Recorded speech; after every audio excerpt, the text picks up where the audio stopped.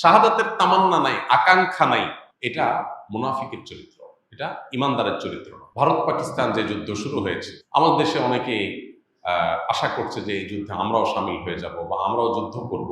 প্রথম কথা হলো যে নবী করিম সাল্লাল্লাহু আলাইহি সাল্লামের প্রতিশ্রুত সেই ঐতিহাসিক মুসলমানদেরকে বাতিলের বিরুদ্ধে লড়তে হবে, জীবন দিতে হবে, জিহাদে যেতে হবে, এটার জন্য মুসলমান প্রস্তুত থাকতে হবে। মুসলমান কখনো ভীতু হয়ে জীবন বাঁচানোর জন্য আপনার চেষ্টা করবে এবং শাহাদাতকে এড়ানোর চেষ্টা করবে, এটা মুসলমানের কাজ হতে পারে না। মুসলমান সবসময় শাহাদাতের তামান্না তার অন্তরে লালন করতে হবে।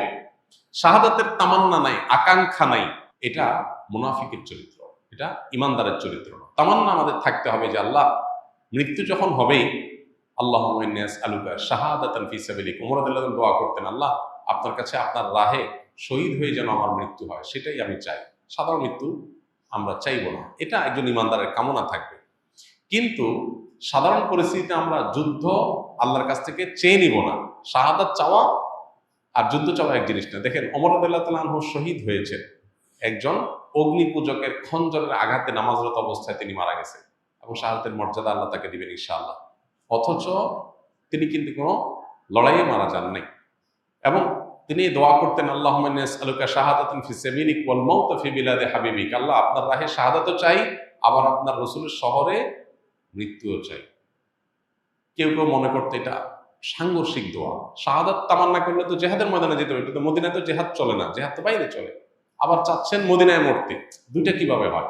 আল্লাহ তাআলা দুইটাই দিয়েছেন, শাহাদাতের মর্যাদাও দিয়েছেন, আবার মদিনাতে মৃত্যুও দিয়েছেন।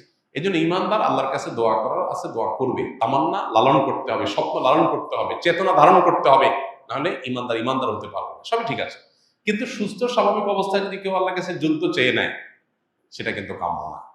নবী সাল্লাল্লাহু আলাইহি ওয়াসাল্লাম আল্লাহর কাছে আমাদেরকে নিরাপত্তা চাইতে বলেছেন, যুদ্ধ না। যুদ্ধ এসে গেলে করার জন্য প্রস্তুত থাকবো, তার জন্য প্রস্তুতি নিব, সবই ঠিক আছে। আলোচনা জারি রাখবো যাতে করে চেতনা শানিত থাকে, কিন্তু যেচে যুদ্ধ নিব না। আমরা আল্লাহর কাছে আমন, আফিয়া এবং সালামা এটা প্রত্যাশা করব। এবং সেই সাথে প্রতিটা এ জাতীয় বড় ঘটনা আমাদেরকে অনেক কিছু শেখায়, সেখান থেকে আমরা শিক্ষা গ্রহণ করব।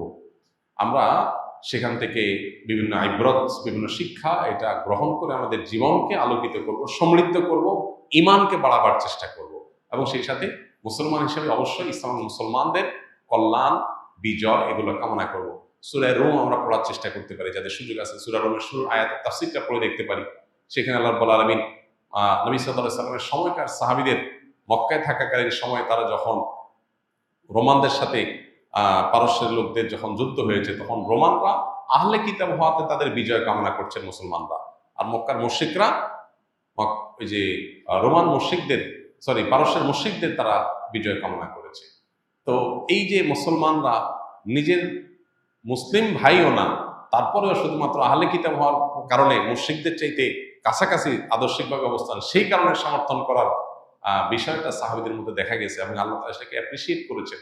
এখান থেকে বোঝা গেছে যে কোনো যুদ্ধ বিগ্রহ, যে কোনো ঘটনায় দিন শেষে মুসলমান এবং ইসলামের কল্যাণকামী হবে, বিজয় প্রত্যাশী হবে, তার জন্য দোয়া করবে, তার জন্য সচেষ্ট থাকবে। সেটা তো অবশ্যই ইমানের দাবি, সেটা আমাদের করতে হবে। আল্লাহ আমাদেরকে, আমাদের প্রিয় স্বদেশকে নিরাপদ রাখুন, গোটা বিশ্বকে আল্লাহ নিরাপদ রাখুন।